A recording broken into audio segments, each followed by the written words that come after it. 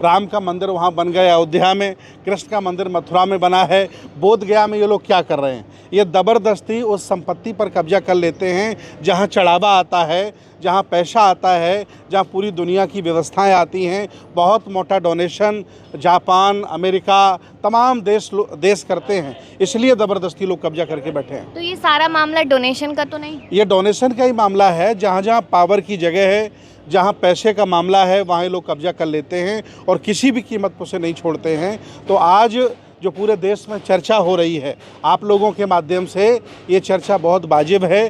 देश में बौद्धों के साथ अन्याय हो रहा है। होली खेलने वाले होली खेलें, नमाज पढ़ने वाले नमाज पढ़ें। सबका अपना अलग अलग स्थान है इस भारत में और सबको हमेशा सम्मान मिला है।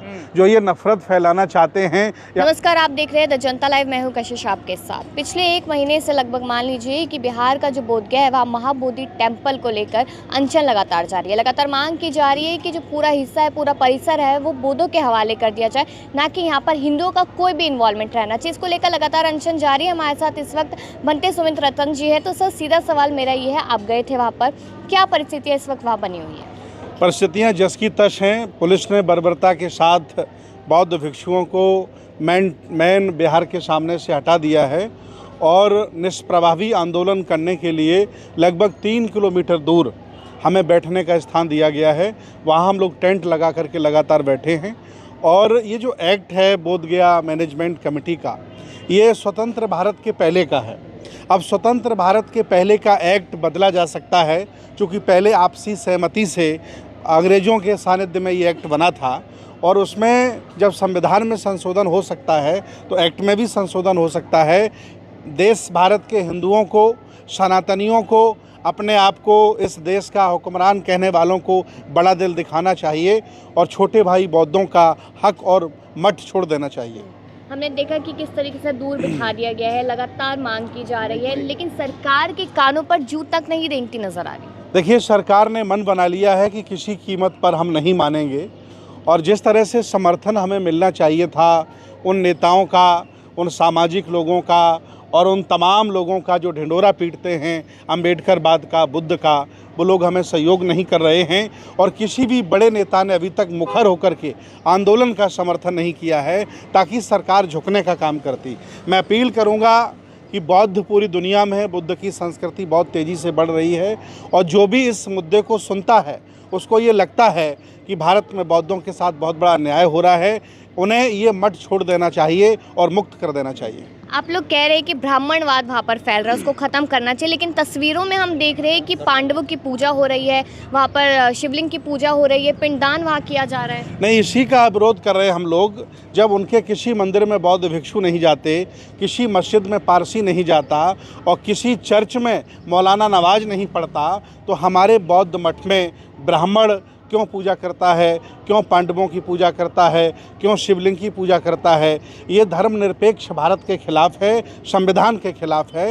यही मेरा आंदोलन है। अभी भी हम कह सकते हैं कि शांतिप्रिय तरीके से आंदोलन कर रहे हैं, अपनी आवाज़ उठा रहे हैं और मुझे खुशी है कि लगभग हमारा इस आंदोलन में कई देश साथ दे रहे हैं, कई नेताओं ने हमारा साथ दिया है, बढ़ चढ़ कर के लोग साथ दे रहे हैं और उम्मीद है आज नहीं कल ये तानाशाही सरकार मानेगी, नीतीश कुमार की आंखें खुलेंगी और बौद्ध मठ हमें मिलेगा। अब देखिए, एक बाबा है जो लगातार ये कह रहे हैं कि जो वहाँ पे बौद्ध भिक्षु बैठे हैं उनको थप्पड़ मार के वहाँ से भगा देना चाहिए। नहीं, कोई बात नहीं। इन लोगों ने हमेशा गद्दारी की है, थप्पड़ मारा है देश के साथ, देश के झंडा के साथ। तो ये लोग हमको भी थप्पड़ मार सकते हैं, लेकिन हम उनका स्वागत करते हैं। अगर उनका वाकई दिल मरा नहीं होगा, मन मरा नहीं होगा, तो वो मुझे थप्पड़ मारने की कह रहे हैं, लेकिन जब वो दर्द हमारा सुनेंगे तो मेरे साथ खड़े हो जाएंगे। मैं उनको आमंत्रित करता हूँ, बड़ा दिल दिखाता हूँ। अगर कुत्ता काट ले तो कुत्ते को नहीं काटा जाता है।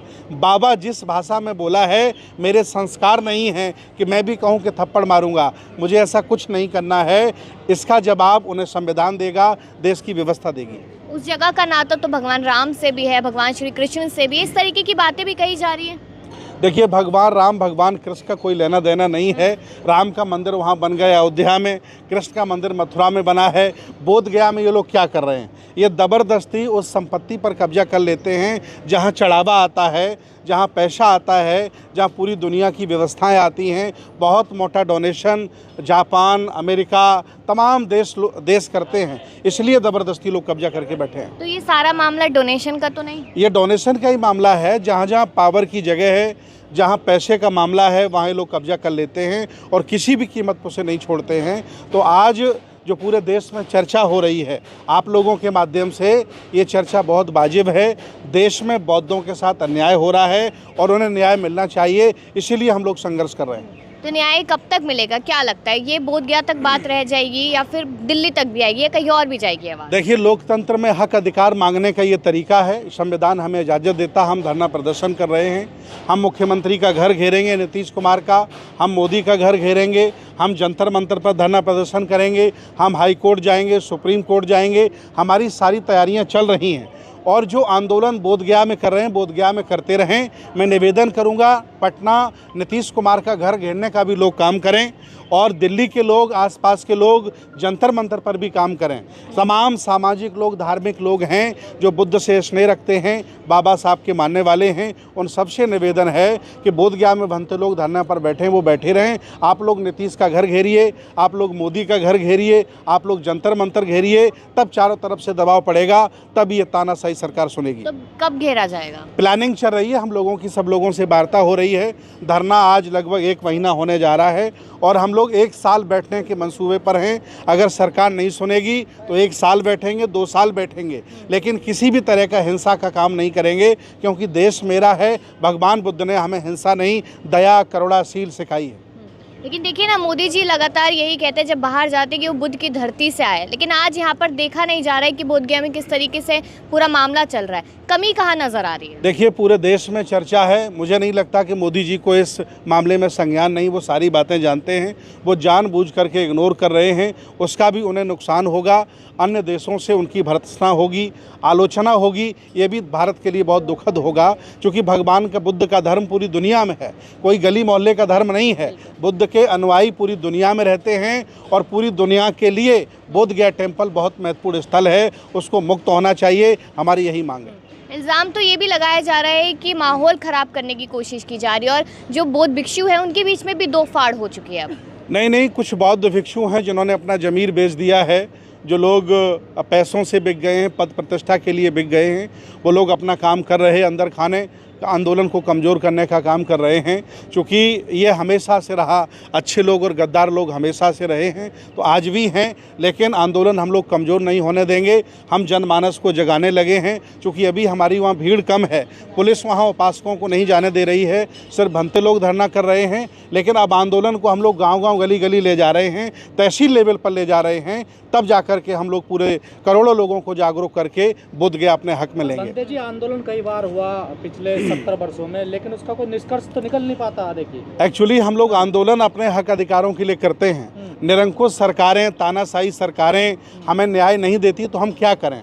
अब हम हथियार तो उठा नहीं सकते हैं। हम इस भारत में रहते हैं, भारत से प्यार करते हैं, तो अपनी जायज़ मांग, हक अधिकारों की मांग करते रहे हैं, करते रहेंगे, आगे भी करते रहेंगे। लेकिन हम किसी भी तरह का ऐसा कार्य नहीं करेंगे जिसमें भारत की छवि धूमिल हो, तथागत भगवान बुद्ध का नाम धूमिल हो। लेकिन उस स्थान को हिंदुओं ने अपनी आस्था से भी जोड़ लिया ना। देखिए, ब्राह्मणों ने उसको, हिंदुओं के सभी स्थानों में हमारी आस्था है, वो आस्था अपनी बनाए रखें, लेकिन दूसरे के आप अलग करने की बात कर रहे हैं ना। अब उन्होंने उसको आस्था बना लिया, पूजा पाठ करते हैं वो, देखिए वहाँ पर। अरे बता, भारत में लगभग 1 लाख से ज़्यादा मंदिर हैं, कौन सी हमें तकलीफ है उनके मंदिरों से?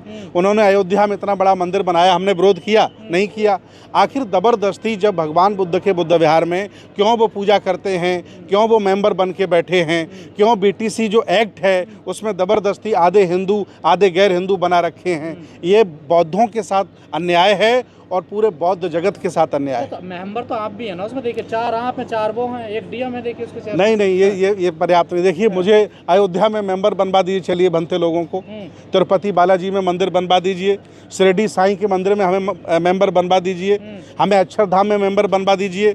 किसी मस्जिद में मेंबर क्यों नहीं बनते? वो किसी गुरुद्वारे मेंबर क्यों नहीं बनते? हमारा बुद्ध विहार क्यों जबरदस्ती कब्जा किया? ये कहते हैं ना कि गौतम बुद्ध जो हैं वो विष्णु के अवतार हैं, इसलिए उनकी आस्था है उसमें। चलिए, उन्होंने पूजा पाठ करते हैं, उन्होंने बुद्ध को अवतार बता करके कब्जा लिया है, लेकिन मेरे संस्कार ये नहीं कहते कि मैं उनके किसी मंदिर को अवतार बताकर कब्जा करने का प्रयास करूं।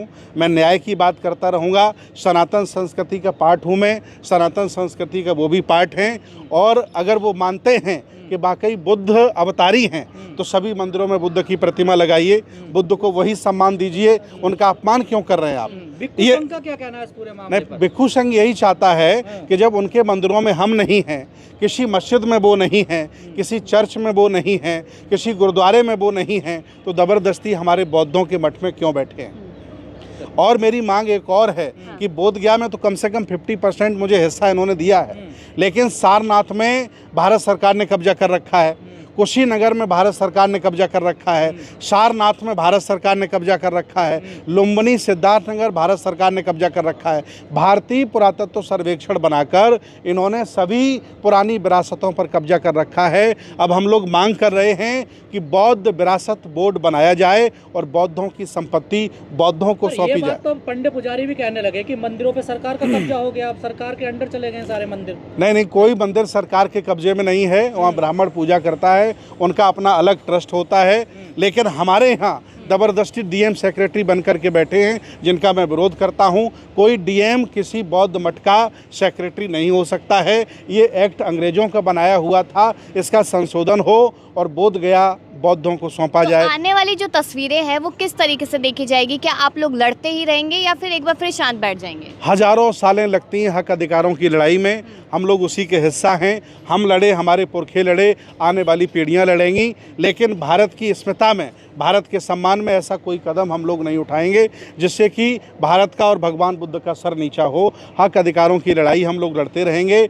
हाई कोर्ट जाएंगे, सुप्रीम कोर्ट जाएंगे, गांव-गांव जाएंगे। आज नहीं कल कोई अच्छा नेता बनेगा, मुख्यमंत्री, प्रधानमंत्री, जो सबका हक अधिकार देगा, इज्जत देगा, हम उसका इंतजार कर रहे हैं। नीतीश कुमार तो अच्छे ही हैं। नीतीश कुमार अच्छे होते तो बोध गया बौद्धों को सौंप देते। वो सामंतवादियों के गुलाम व्यक्ति हैं, उनसे कोई उम्मीद नहीं है।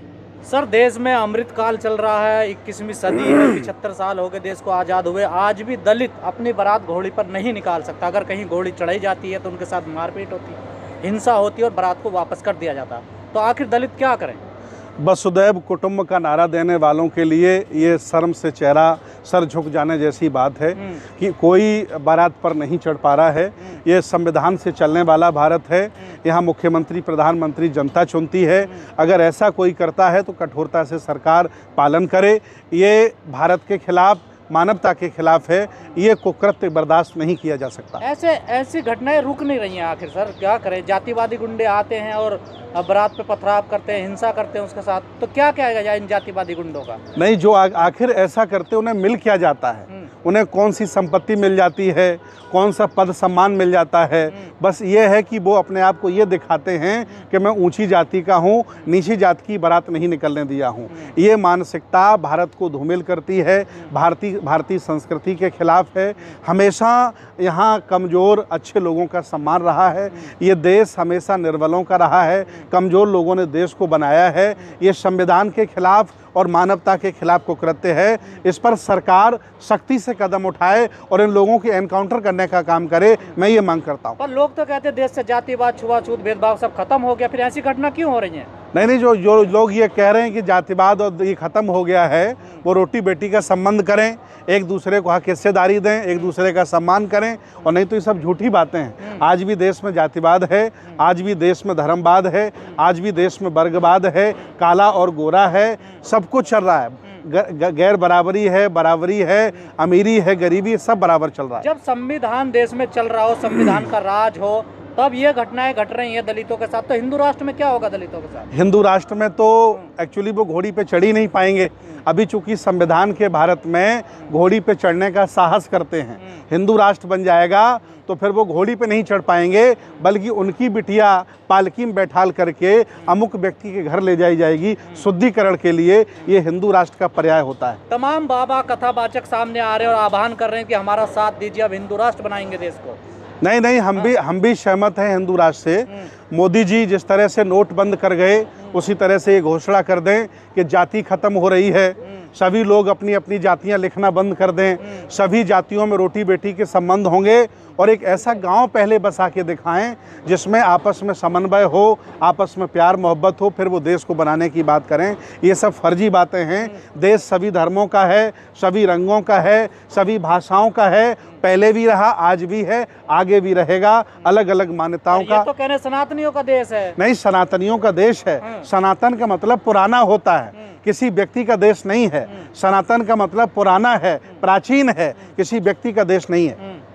तो फिर कौन है ये लोग कहने वाले? वो लोग जो ऐसा कहते हैं उनकी मंशा कुछ गलत रही होगी, या फिर वो एक छत्र कब्जा करना चाहते हैं, या एक रंग का भारत को रंगना चाहते हैं, या फिर वो तानाशाही करना चाहते हैं। हिटलर के खानदान के लोग हो सकते हैं जो ये मांग कर रहे हैं कि भारत को एक रंग का रंगा जाए। नफरती माहौल बहुत ज़्यादा देश में हो रहा है। दिन कुछ अधिकारी भी कह रहे हैं, कुछ लोग तो कह ही रहे हैं। तो इस नफरत के माहौल को खत्म करने की कोशिश क्यों नहीं कर रही है सरकार आके? देखिए, इस देश में तमाम संत गुरु महापुरुष आए और सबने इस देश को शील, करुणा, दया भाव के साथ जोड़ने का काम किया।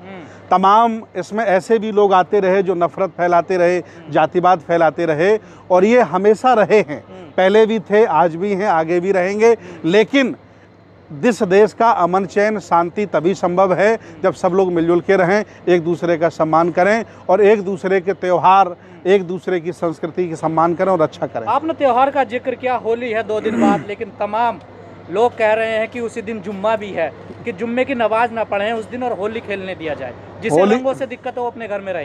होली खेलने वाले होली खेलें, नमाज पढ़ने वाले नमाज पढ़ें। सबका अपना अलग अलग स्थान है इस भारत में और सबको हमेशा सम्मान मिला है। जो ये नफरत फैलाना चाहते हैं, या तो वो सफ़ेद पोश नेता हो सकते हैं या जाति नफरत फैला करके। मुसलमान अपने घरों में रहे उस दिन। नहीं, मुसलमान अपने नमाज मस्जिद में पढ़ने जाएं, पहले भी हमेशा जाते थे, जुमे की नमाज पढ़ें और हिंदू भाई होली खेलें। मैं तो वैसे कई गांव आपको बता दूं जिसमें हिंदू भी रहते हैं और मुसलमान भी रहते हैं, और एक दूसरे पर होली भी खेलते हैं और एक दूसरे के कार्यक्रम में भी शामिल होते हैं, और एक दूसरे के क्या कह सकते हैं ईद के त्यौहार में भी शामिल होते हैं। ये लोग जो नफरत फैला रहे हैं, ये नेता हो सकते हैं, उनका कोई व्यक्तिगत लाभ होगा।